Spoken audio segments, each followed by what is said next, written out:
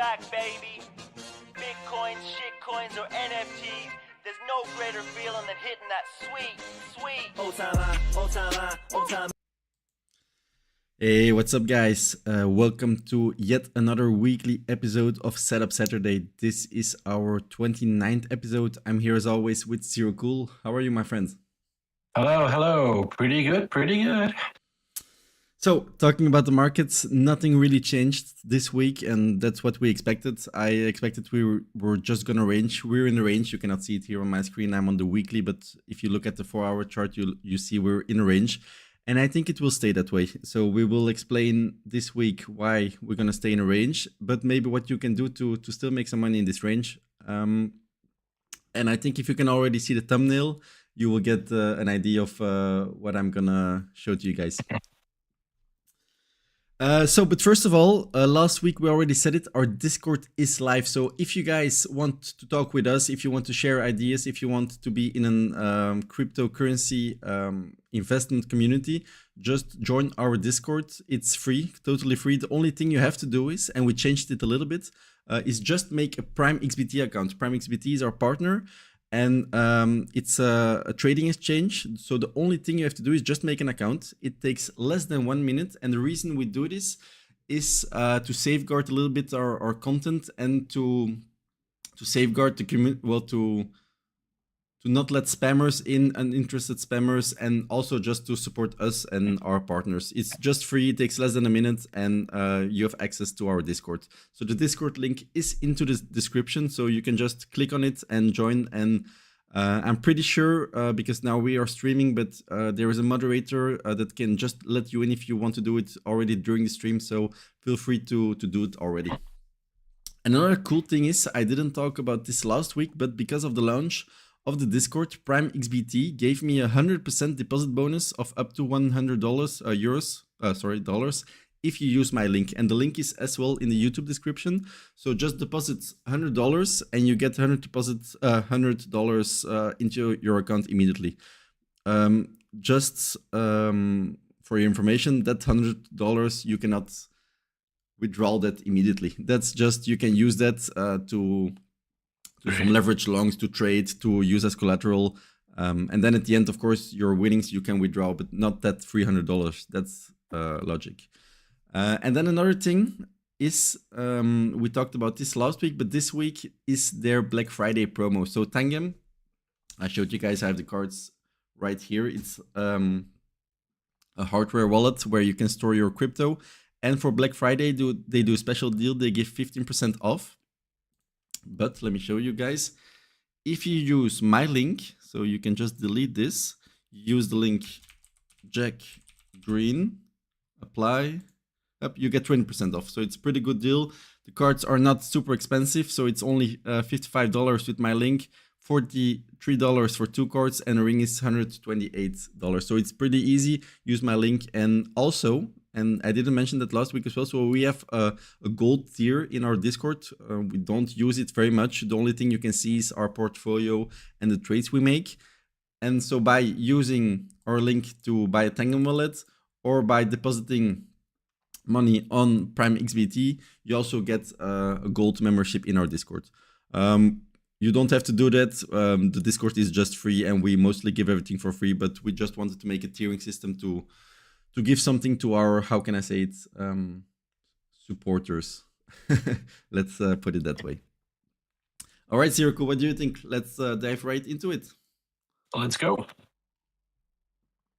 All right, so normally every week I talk about the interest rates, but today I don't want to spend too much time on it because I think they're less important, and it's just the Fed just need to shift their monetary policy to more QE. I think the interest rates doesn't really matter that much. I think even Michael Howell said there you can make a case if the interest rates are higher, that's even better to expand the liquidity. So it doesn't matter that much. The only thing we notice over the years is with lower interest rates, it's better for altcoins and it's better for riskier assets, garbage, let's say. So that's the only thing. I think we will see a cut. Like we said, it's a bit higher. The probabilities are a bit higher than last week. But like I said, I think they will cut. They will have to cut because there will be too much currency volatility and there will be too much unemployment in the US. The only thing why this is a little bit important maybe is this is the last FOMC meeting before Trump gets inaugurated in January. So let's see. But so now we come to the real deal, and the most important thing is what drives asset markets is the global liquidity. But unfortunately, what is it now? 5th or 6th, maybe even the 6th week in a row, global liquidity decreased, which is really, really not good for Bitcoin, because we know Bitcoin and global liquidity are extremely correlated. So global liquidity shrank by about $900 billion last week, which is not good. And we see it back around the same levels as we saw earlier in the beginning of this year. And I think this is the reason why Bitcoin cannot break the 100K level, because there is just no liquidity into the financial markets to push it higher. The reason why global liquidity is trending lower is just because the central bank liquidity growth has weakened. And that's why I said that interest rates are less important. Really, the most important thing right now is the monetary policy of the central banks. And we see the most central banks are not in aggressive QE yet. And then also, the collateral values continue to struggle. And then the most important thing is, and that's something we talk about every week, me and Zero Cool don't always agree, but it's the US dollar, and the strengthening of the US dollar is just making the problem of global liquidity a little bit worse, because this depresses the value of non-US liquidity and collateral when expressed in USD terms. So rising US dollar is not good for global liquidity. Let's just take the DXY charts. Where do I have it? At the bottom, I think. I really need to clean up my watch list a little bit.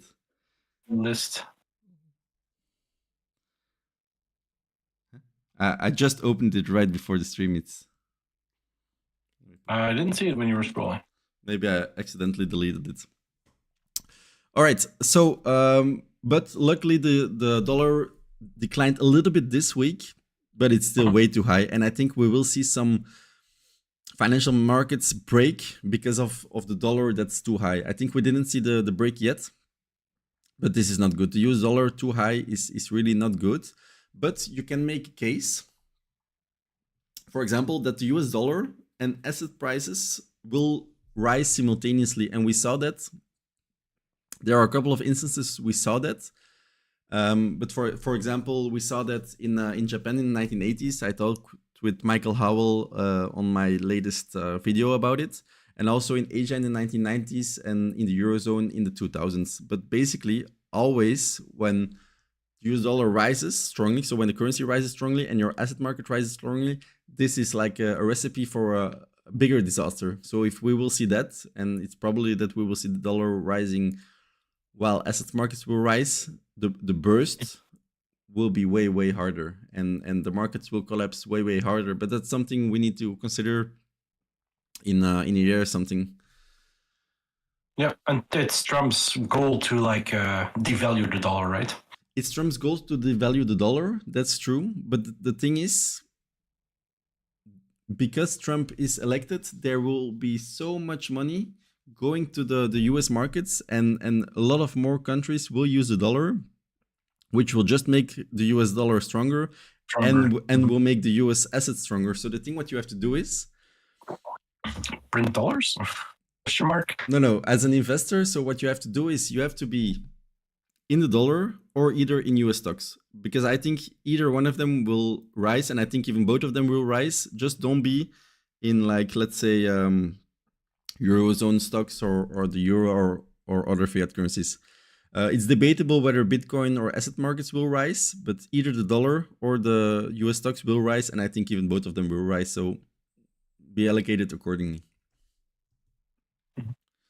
And then the thing is, so I read yesterday an article of Michael Howell, and he said, for example, a 10% rise in the DXY cuts the global liquidity index by 7 to 8 points, which is about 10 to 15%.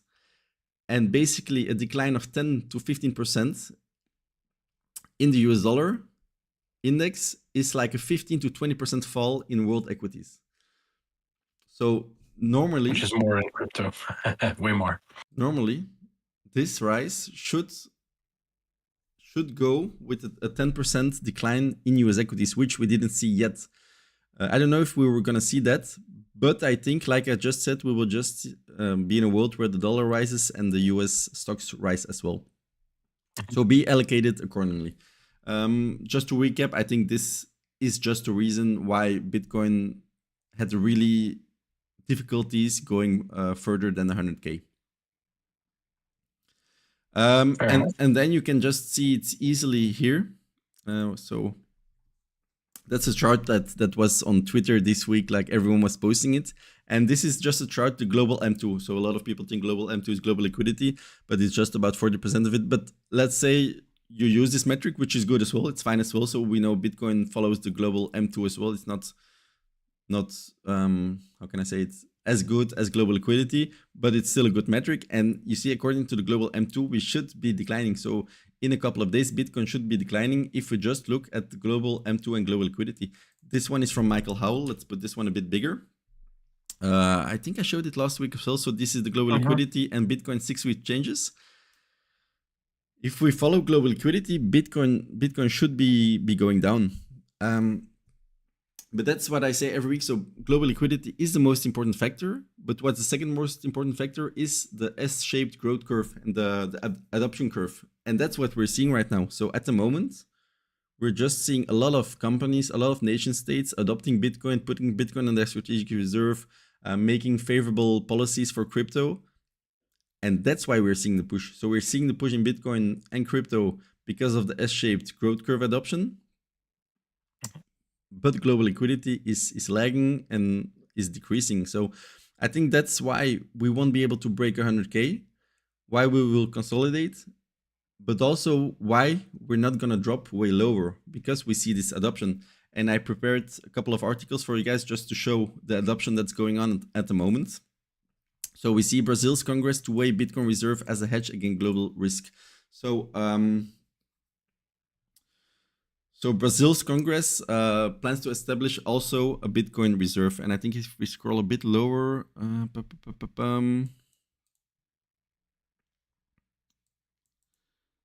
I don't know where I read it, but they wanted to put a substantial amount in their strategic reserve as well, like the US. And we talked about this last week as well. I think if the US does this, every country needs to follow, because if you don't follow this, your country will just go bankrupt. And that's, I think I showed it a couple months even ago on the stream. It was the ECB that said, yeah, Bitcoin is not good for the world because Bitcoin will rise a lot and a lot of people will just not be allocated. And that's the how can I say it? The rich will get more richer and the poor will get more poor. So even the ECB admitted that just Bitcoin will rise, but will not be good for the world because a lot of people will just not be allocated. And I think the same is just for countries.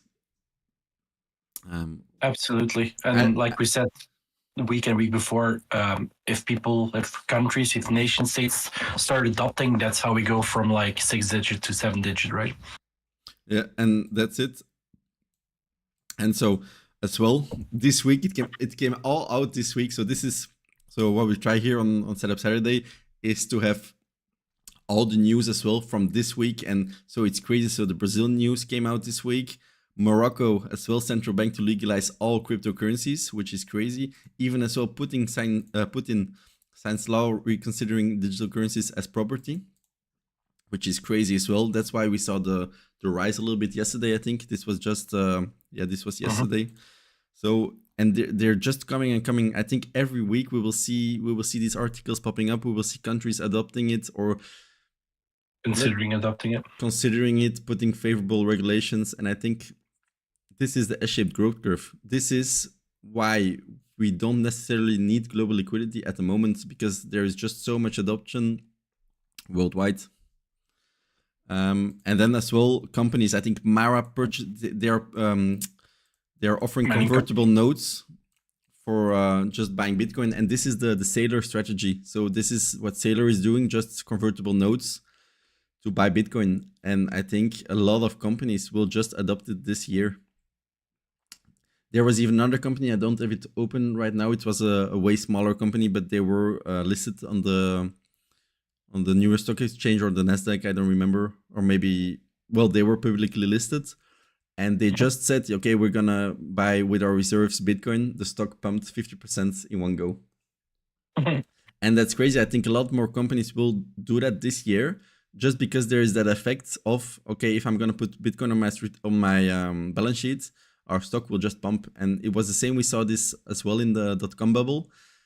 For example, just a lot of companies that didn't have anything to do with the internet just put .com after their name, and their stock pumped like 100%. I think we will see that this year as well in Bitcoin and crypto.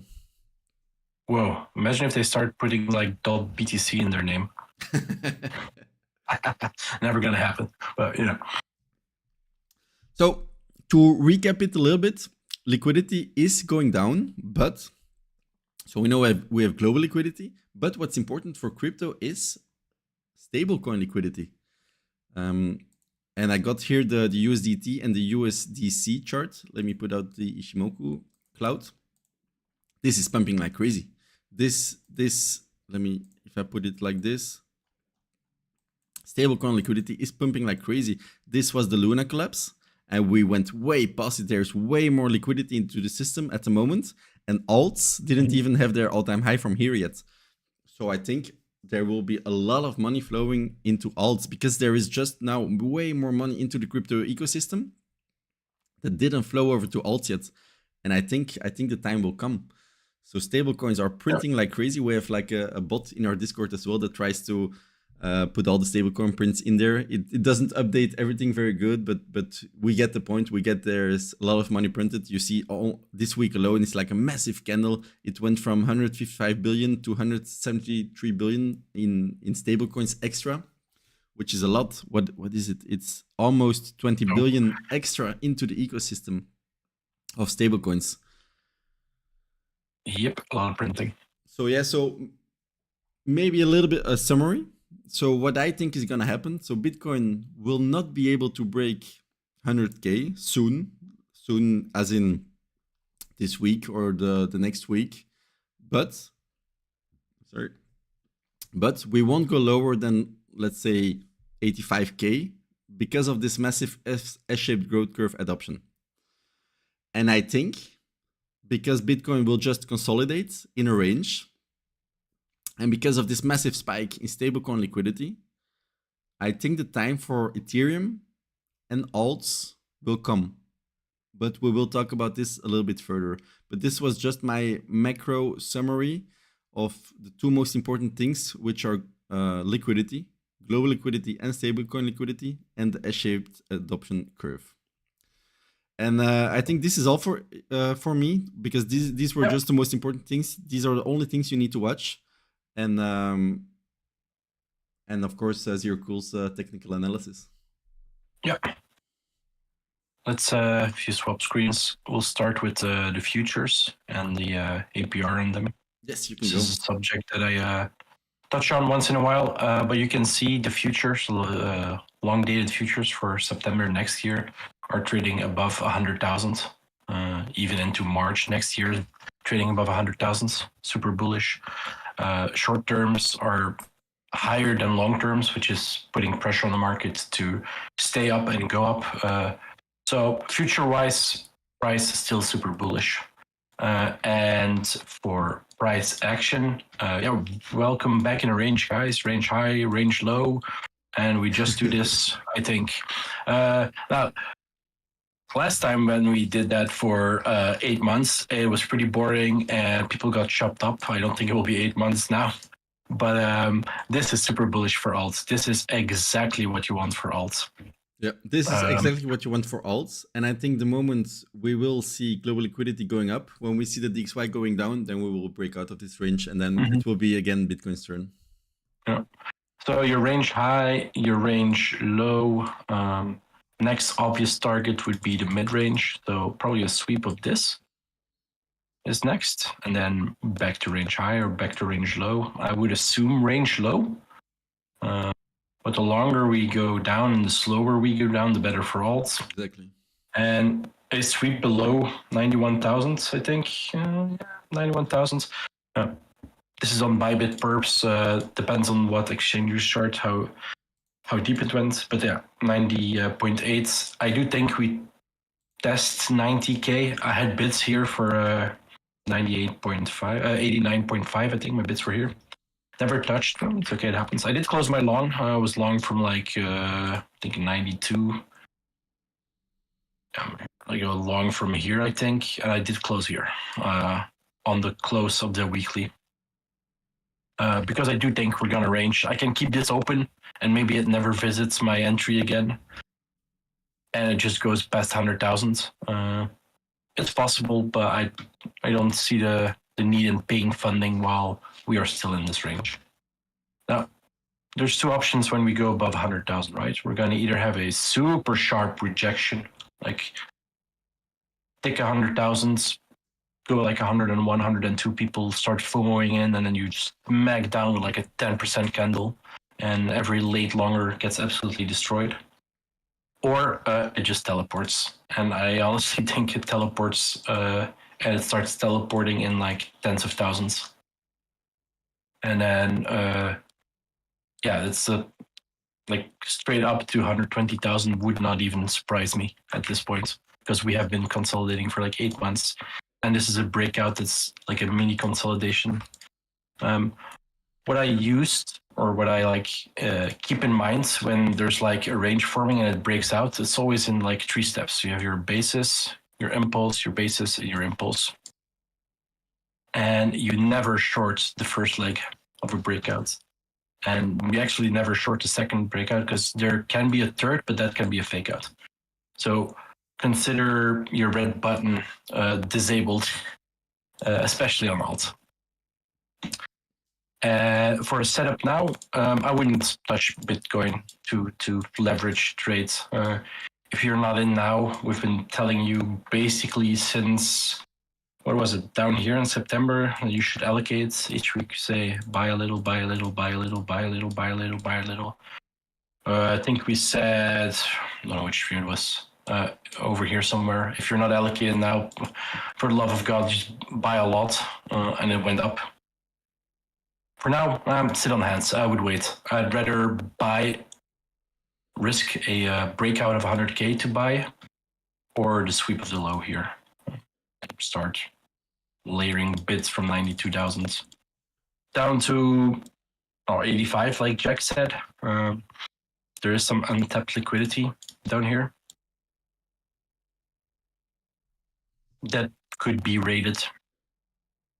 But like Jack said, there's so much global interest and like adoption, like actual adoption, that everybody's waiting to buy lower, right? And yeah, that's it for Bitcoin. I wouldn't look for a setup. If you really want to look for a setup, maybe a sweep of this and a reclaim. You do a little long from here. With, I wouldn't even know where to put your stop. Like your first instinct is to put your stop below these lows, but we all know you should actually long your first instinct and do this then. This would make more sense.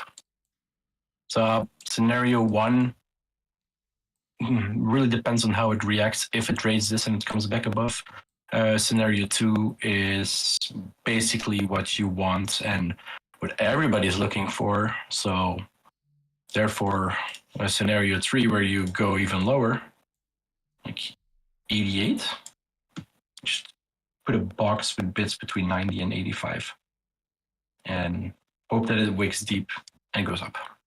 That would be scenario 3, I think. These are the setups that you could look for, but again, I'm not gonna take them. I'll put bits down here and leave them be. Yeah. But yeah, it's full-blown alt season, right? So we should probably go over to alt. Yeah, just one thing I wanted to touch on. If you haven't bought yet and you want to have a lower entry, so what can happen is, for example, if the price goes into the green Ishimoku clouds, it usually trends towards the bottom of it. So if this goes a bit lower, let's say it closes 94K, we will normally go to 89K. So this is something that can happen over the coming days. I don't say this will happen, but it's a possibility. So where it's a can you good buy? position. You can buy here at 89K, which aligns perfectly with this liquidity from this price action.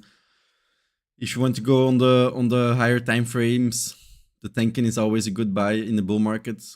If it really drops lower and there's something else happening, the Kijun always very good, but I don't see it dropping here. And I think you From here to 80K would be brutal. Yeah, but I think like Zero Cool said, your focus should be shifting a little bit towards Ethereum. And why is that? Well, just simply because there is a lot of demand. So we talked about this last week, why we thought would be a good reason for Ethereum, which was, for example, Gary Gensler stepping down, and we thought it would be good for Ethereum staking, that they will be able to add staking. DeFi ecosystem is very good with Gary Gensler stepping down as well. And I think so we were one of the first to talk about it. And this week we saw everyone talking about it. The ETF went crazy. So this was yesterday the biggest inflow into the Ethereum ETFs we've seen to date. I think Zero Cool wanted to say something about that, because he didn't really agree. I don't know why. It's the biggest inflow, but it doesn't mean that everybody's buying Ethereum, right? I think it's the same play that they did on Bitcoin. The difference between the futures, so the CME futures and the spot, is so high that you can short a spot, buy ETH. So this is the buying ETH you see, and you just collect the yield between the difference from the futures and your spot. The cash and carry trade. Basically, yes. And while this does print massive buys and draws attention, it is not always positive. I think Bitcoin did this for a while, and Bitcoin only went up after that yield farming from the big boys was over. So it's not as positive as, oh wow, everybody's buying ETH. To be honest, the more volume, the better. Yeah. The more volume, the better. This will draw attention. I think BlackRock bought more Ethereum than Bitcoin yesterday. That is a shift in mentality.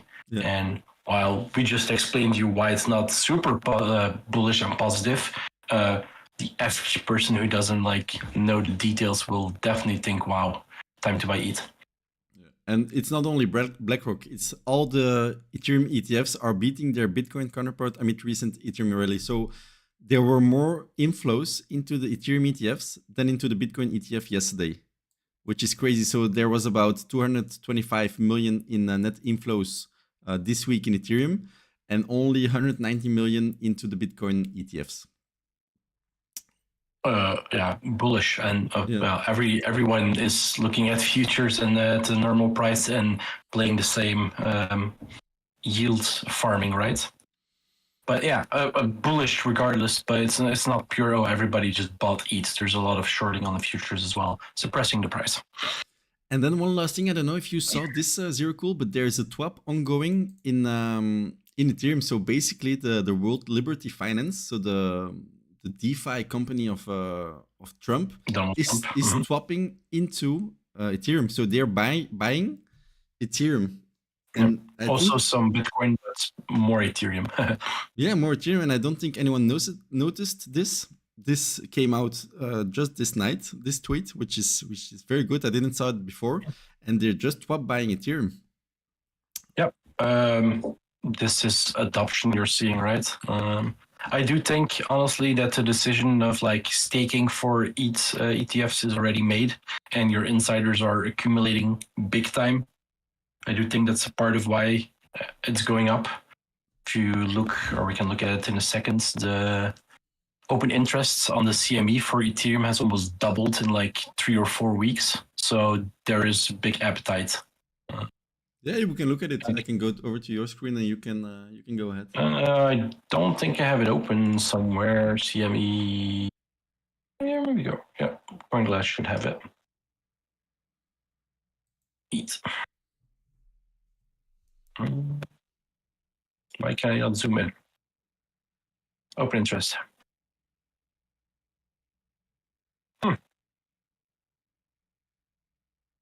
So you should be able to zoom in and have a nice little chart for it. That's up another 6%. Oh, here we go. I just had to scroll down. So yeah, as you can see, the open interest went in low September was like we're seeing these 700s, and now it is at 2.9 billion. So that's like times 3 over the course of 2 months. This is a lot of buy pressure, and this is open interest. You can open interest also means people shorting. That's again the basis rate that we talked about. But this is the driver of the price, and then I think it's a perfect time to hop into. Before we go to the charts, there's a little cycle I want to go over from Rect Proof. We've talked about Rect Proof before. Legendary trader, YZ Legendary, he publicly traded from like $500 to like $500,000, all publicly posted. Like, I'm longing this at this price. Like, every single entry and exit was publicly posted. He did this last cycle, and with like little money, farmed $500,000. And he not only posted what he traded, but like the setups he took, why he took the setups, the mindset behind it. So that is very interesting. One of those resources he used, which he publicly posted, was this cycle where the phases, where he goes over how the money trickles down. So you have Bitcoin moving first and major alts like chopping around. We've seen that. This was the breakout from our 8-month range. And then the second cycle, you have Bitcoin starts to form a range, which we just showed on chart. And then you have your major alts like Ethereum playing catch up. And that's exactly where we are now. Bitcoin has formed a range. Alts are playing catch up. And I don't think Ethereum is done with playing catch up. Second phase is that they have formed a range. Your major alts start to form a range, and then it trickles down to lower stuff. I think once Ethereum is done playing and chatting up, I think it's Solana's turn, because Solana's been pretty flat last couple of days. And then after that is done, it has trickled down to the lower stuff. You have phase 4, which is either resuming that and doing it all over again, or doing one last push, a fake out, and then everything nukes. And we should not rule out a bearish scenario. This would be also the third leg up that I was talking about earlier. But yeah, no need to worry about phase 4. We're in phase 2. Major alts like Ethereum playing catch up. That's where we are, I think. I think so as well. And I think we saw some mini money flow cycles along the way, which is normal after a bear market. But I think it's Ethereum's turn to reprice itself next to Bitcoin, because 100k Bitcoin, 3k Ethereum is looking very, very cheap. 3.6 already. But yeah, this was the consolidation that ETH had. Well, the consolidation range for Bitcoin was this. ETH just formed its own mini consolidation below this here. It was support, resistance, and then through. If we get a major correction, any buy below 3k into this range here is, this box is an obvious, no questions asked long, and then you put your stop below the range. I think you can obviously do this. Again, I always advocate you shouldn't go above 3x. If you enter here, 3x is 33%. There's fees, there's recurring fees every 8 hours, so that nibbles here, just slowly creeps up. I think it's fine to put your stop at 2,700, because we have like a big support of the weekly Shimoku at 2,800, and I think we will never drop below that this cycle. Yeah, you say 2,700, it's risky. I have one long position open where my stop is 2,700, but my main like swing longs, low leverage is stops are below 2.2. But yeah, that's the quote unquote dream play, that it sweeps the liquidity here. If it gets here, everybody's gonna be in panic. The timeline on Twitter is gonna be on fire. You buy, you make that plan. You make a post-it note that says, if price is here, you buy. I honestly don't think we'll even get it, but this is where I have bits. and I'll buy more if we get there. But I think we're gonna get there. At best, we'll do a little this, I think. But we need to look at the upside, right? If we add a little meme trend line. This looks like it wants to break out. If we go on a more macro level, I believe there is one line, 2.6. Yeah, here, this. It depends on exchange to exchange. This I said 3.6, sorry. 3.6 is for me the level where if we get a weekly close above this 3.6 level like we are about to print, so it's still 36 and some hours more until the weekly closes, but for me, super bullish signal. Above here, we fly and we attack at least 4K, 4.1, 4.2. It's like the obvious first target, but that's not even where I'm looking to TP my longs here. I'm looking above 5K. This is where I want to TP my swing longs. This is not where I want to sell Ethereum. It really depends on where ETH BTC is at, because this one we told in last week's stream time to rotate from Bitcoin. That was a thumbnail, I think. Sell. It's sell Bitcoin to Ethereum. I hope you did, because that was, let's see where that was. It was last week. Saturday. Was it Saturday? No, it was 2 weeks ago. Here. It's a big line, yeah. Yeah, basically we told you to rotate into Ethereum here. We've gone up, let's say we did it at the Pico top. We went up 7%. Not bad, but you can see my TPs here. They are way higher. Everybody has been in Ethereum. Know this chart. This is pure pain. This will be pure joy, I hope. Again, my last TP is at 0.082, which is for me the range high here. Over here, 0.12 is the flippening. I think I have a dolphin. There he is. A little bit closer to the line. This is where the market cap of Ethereum is bigger than the market cap of Bitcoin. Honestly, I don't think that's in the books ever anymore. It's a meme. It was a meme from way back when ETH was doing crazy, insane legs like this. Honestly, never say never, because let's say if blockchain will get adopted like the internet did, and I think everything will just run onto Ethereum, it can go way, way, way bigger. Yeah, but it's not a world reserve currency, right? That's not in the picture. It depends, right? If the world, because I am just a single person in this big world, if the world accepts or declines Bitcoin as a world reserve currency, but I say what's else is there than Bitcoin? Ethereum is the very next obvious player, and if they adopt it as a world currency, which I think seems very unlikely, but it can happen. Like you never say never, like you say. Then yeah, sure, this line gets pierced. But if we ever get there, I won't be owning a single Ethereum. I'll be zero exposure into Ethereum, all into Bitcoin. But this is dreamland up there. We need to focus over here. Like I said, last stream, TP1, I'm just going to delete that. That's a sucker's TP. If we get there, we'll go higher. This is probably where people will start to post this range. And they're like, hey, we're back in the range. You can target higher, and people will start buying here. It's not where you sell. TP2 should be TP1. There we go. So yeah, again, this is still 50%, if not more. Like 60%.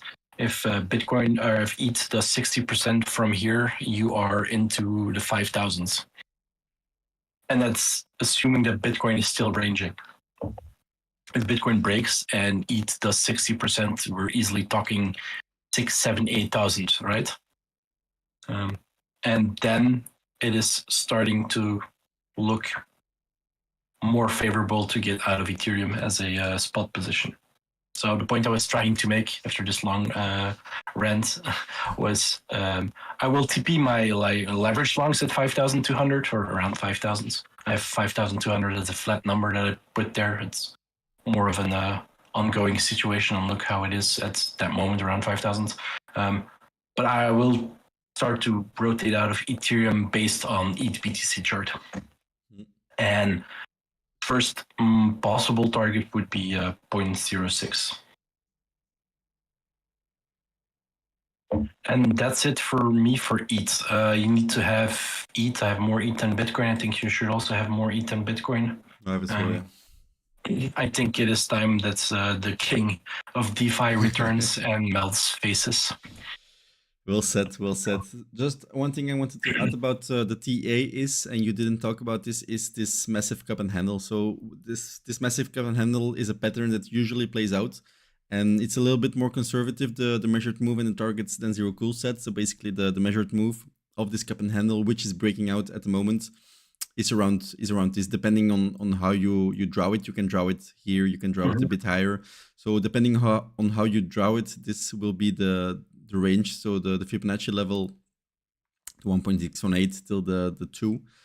And this is where you can take profit. This aligns the 1.5 aligns also perfectly with the R3 yearly pivot point, which is also a very good resistance zone. So this is also a place where you can TP. So for me, if you want to be a bit more conservative, you can TP here 8% higher and then gradually scale out a little bit on the 1.618, always very good. And then I think for the coming weeks ahead, if there's nothing crazy happening, your target should be here at the R4 pivot point, just under 5K, because 5K, everyone wants to take profit. Zero Cool said it, he wants to take profit at 5K. I think you should target a bit lower because everyone wants to take profit at 5K. R4 pivot point, perfect level to scale out a little bit. Scale out, like we said, doesn't mean necessarily to fiat, to dollars. It can just be to altcoins, and you rotate further and further down the risk curve and to other assets. There will be a big repricing coming, and the big repricing first, in my eyes, well, at the moment it's in garbage coins, but if you want to take less risk, is, let's say, in the Ethereum ecosystem, and we see it here. So the Ethereum L2s are also at the moment at their all-time high in TVL, which is very good. They have a 205% yearly growth, and then you just have to look at, okay, which chains is this TVL on? And at the moment, I think I read it here. It was in this. It's on Arbitrum and Base, which me and Zero Cool talk about this as well. These are our preferable layer 2 Ethereum chains. So Arbitrum, you can just buy ARP. I think ARP will be repriced. I think ARP will go much, much higher. And then Base doesn't have a token, but there's a lot of companies, a lot of people building on Base.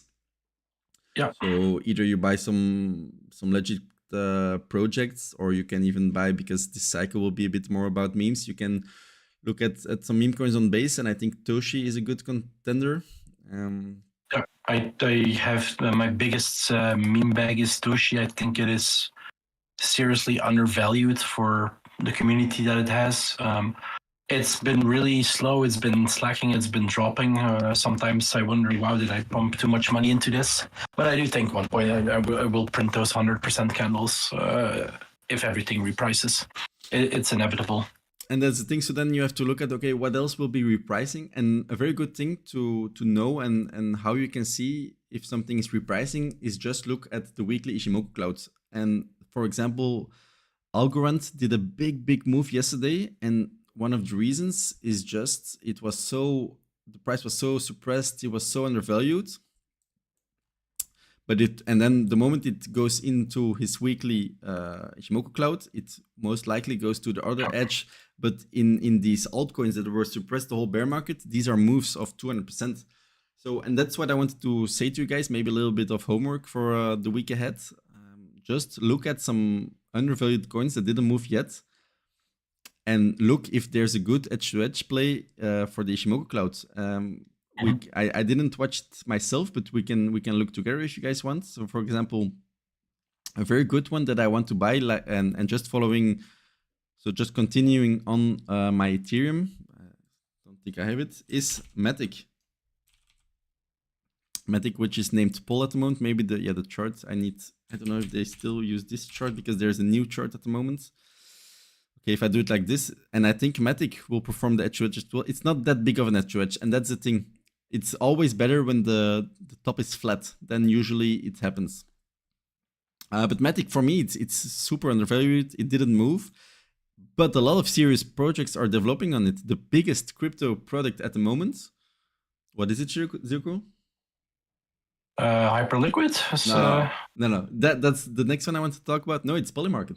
And we saw it during the elections. Product. Yeah. That is your first sign or your first product that has product fit for the normal world outside of crypto. Anyone using Polymarket or the average user of Polymarket has no idea that it is a crypto project until you like deposit money on it, right? So I think we will see big repricing in Ethereum alts because it was like a massacre because Ethereum didn't perform for like 4 years, 3 years, let's say. And all the Ethereum betas underperformed as well. So I think that's the next move that you can do. So let's say you take some profits here, and then you rotate a bit further towards Arbitrum, Matic, Arbitrum Y. Like we said, the TVL. But third, a lot of serious crypto products are using Arbitrum and are developing on the Arbitrum blockchain. Like, for example, what Zero Cool just said, Hyperliquid, which just did their airdrop last week, and which is one of the most hyped crypto airdrops ever, yeah. And that's using Arbitrum. So, and I said it this week after week, but that's the big difference between Solana and Ethereum. Solana is just 99% memes. Nobody will ever make a serious product on it. I don't know. I say this week after week, there's a lot of people that don't agree with me, but I think the time of serious products will come. And I think the moment Ethereum makes its move, the money will flow into these products. Yeah, I think we've been talking about ARP for a long time on this stream. The tech is there.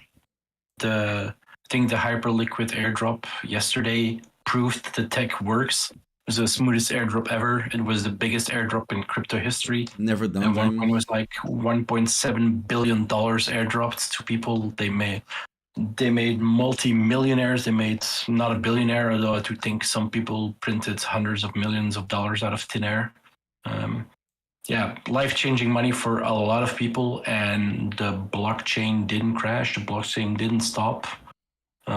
It went smoothly, and ARP is undervalued. We've been a big fan of the tech for a while. It did underperform like Ethereum did for a long time. I think I'm almost break even with my buys, but I do think all-time high at like 2.4 is at least the target on ARP. Yeah. And probably more higher. Yeah. All right, Sir Cool. I think we can stop it here for today. I think it was a very good episode. We can go over we have some time left for an hour stream. I think we can either take some look at some more alts. For example, Solana would be an interesting one to look at because you just said it's more of a meme chain. I do think money will flow into Sol at one point. Of course, because like I said, this season will be this cycle will be the cycle of meme coins, and when the money flows into meme coins, when they cash out, everything will go into Solana. So this will put upwards pressure on the Solana price as well. And I don't have it open right here, but there's like a big ascending triangle on Solana Bitcoin pair. Right here, and this will break out. I didn't have it prepared, but we can draw it. We can just measure it move up here, and that's was measured here. That's like an easy 30% move on the Solana Bitcoin pair, which just means that Solana will rise 30% against Bitcoin. Yep. And I think that's a big possibility. I think it's even very clean. Let me just draw it for you guys so you can see it more clearly. Let's do it like this. Where should I?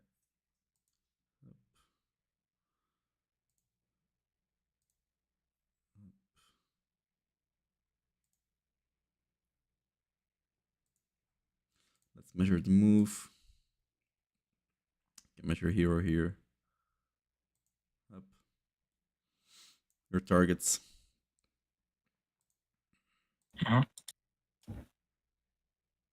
Sell targets. Boom. That's how you do it. So if you have Bitcoin left, this is a play you can make. But at the moment, I'm mostly allocated into Ethereum, so I'm more following the money flow into Ethereum.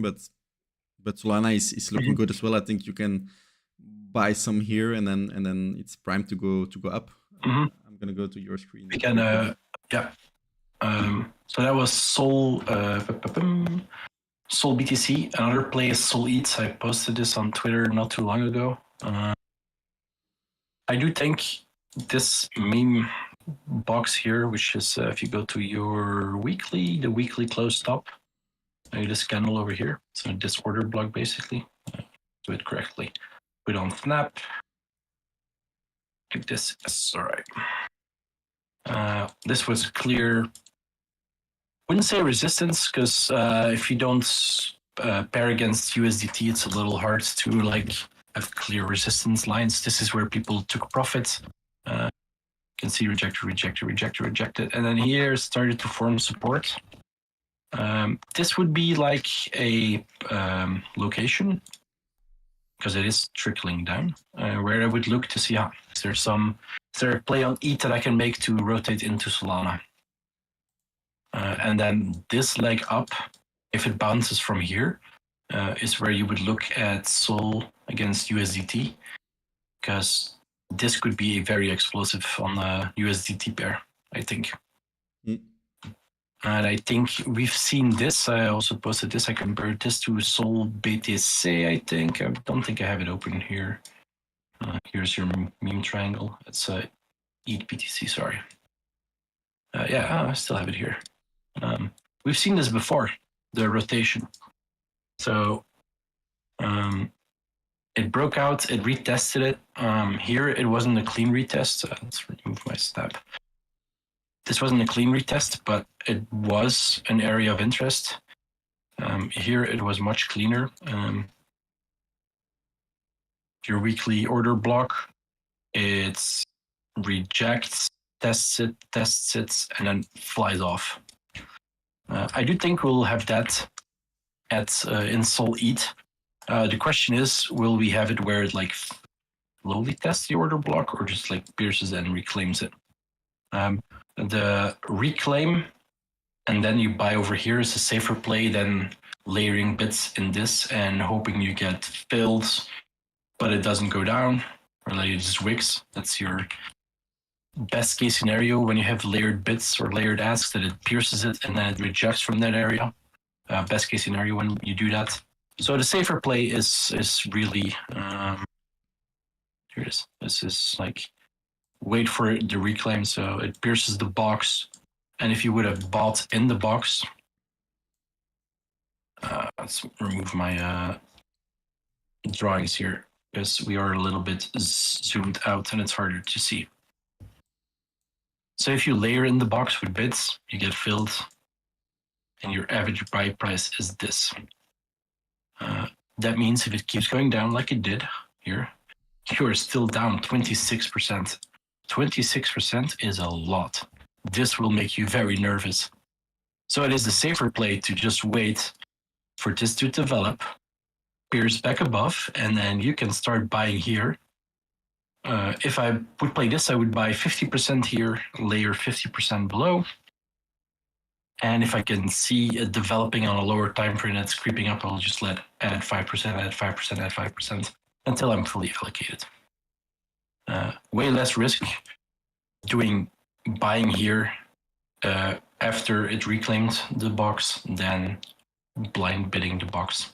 Both are valid strategy, but if it fills the entire bid area and it goes down 25%, pretty scary, I'll tell you. You'll start to question, oh, is this a good idea? And over here, we have the opposite.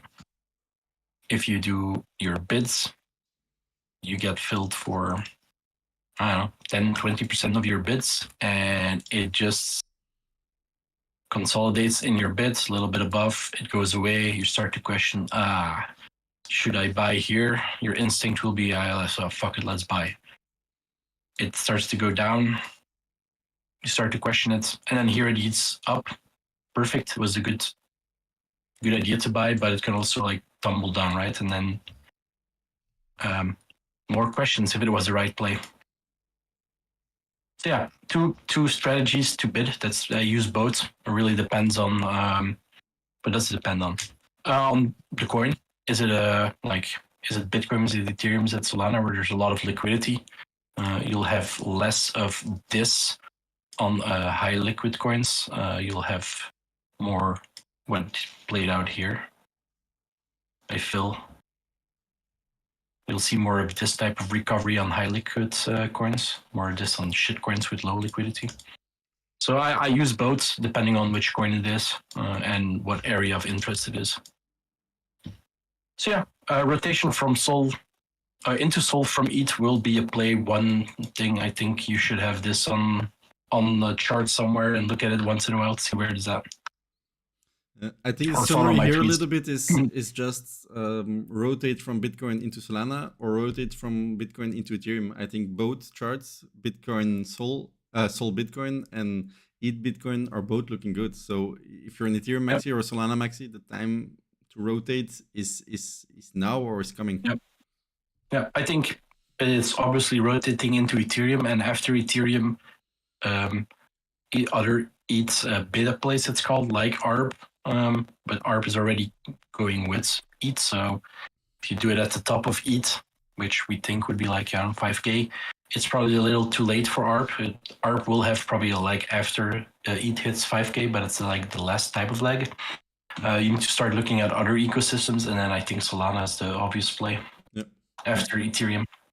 And I'll tweet about it. No worries, you'll see me spam this, but this is the one I'm looking at to rotate my ETH into. Okay. And after that, sorry. Yeah.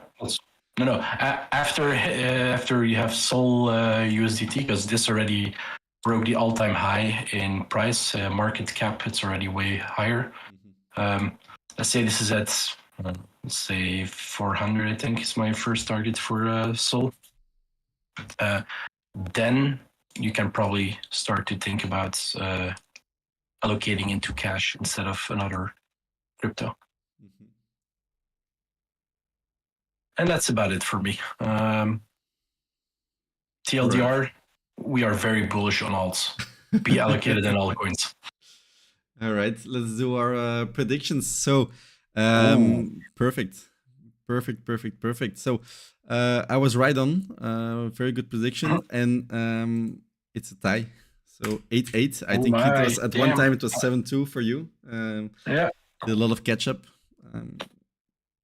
So I start again. So what do I think? I think we will drop a bit lower just because of the global liquidity.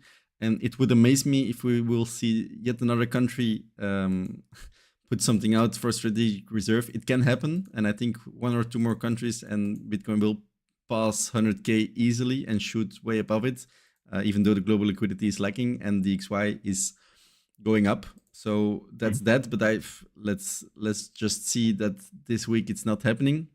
Then I think we will go lower and we will visit the Tenkan. The Tenkan will be a little bit higher, and I think it will come here. So this is my prediction: 90, 91, 800, let's say. Yeah, that's also where I want to go. Yeah, my prediction last week was on the theory that we smash 100K. We didn't smash it; we reject from it. I think, like I said at the very start of the analysis, we're in a range. So range low, let's say 90,000 flat. That's my price. Under me? Okay. Yeah, just 90,000. Yeah. We do a sweep of the range low, and it's Saturday, right? Sweeps always like happen Sunday into Monday or Monday day during New York session.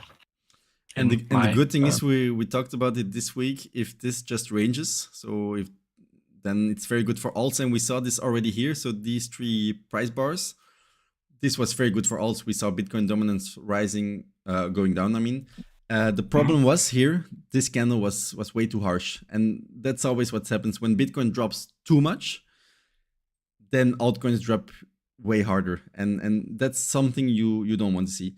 And that's something I'm not expecting. So I think we will just do like this. So trending down slowly. And then it's very good for alts. And we see it in Bitcoin dominance already today, 1% down. And I think this will keep going. And I think it's time to rotate. But yeah, I see we're 1 hour in. So we're going to call it here. One last thing. So guys, if you have questions, put it in the YouTube comments. Please press the like button. This helps us to get into the algorithm. And yeah, we answer all the comments. We answer them mostly on YouTube. And as well, just guys come into our Discord and let's we can talk about everything there. So yeah, we're active daily. We post everything we think. And so yeah, that's it. So and we're here every Saturday 1 p.m. So we will be here next week. We will be there the week after that. So 1 p.m. Saturday, put it in your agendas, and we will be back next week. So you're cool. Thank you very much. No problem. I think Jack will be on holiday next week, so I'll do a solo run myself. No, I can be there on my phone. I can be there.